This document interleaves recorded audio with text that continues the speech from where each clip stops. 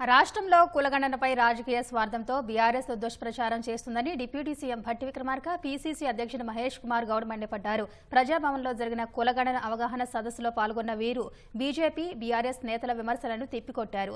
Congress party ద్వారానే సామాజిక న్యాయం జరుగుతుందనే విషయాన్ని ఇంటింటికి వెళ్లి ప్రచారం చేయాలని బీసీ నాయకులకు భట్టి పిలుపునిచ్చారు.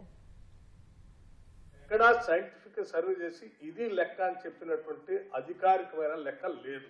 అధికారికమైన లెక్కే లేనప్పుడు మీరు దేంతో పోల్చడానికి కూడా లేదు. పోల్చే లెక్క ఏంటంటే వాళ్ళు 2011 సెన్సెస్ చెప్తాం.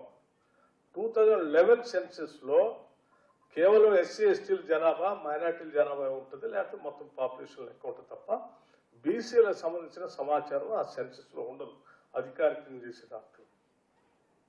సో బీసీలకు సంబంధించిన సమాచారం కానీ మిగతా సమాచారం కానీ మొట్టమొదటిసారి చేసి చూపించింది ఇది ఒక్కటే.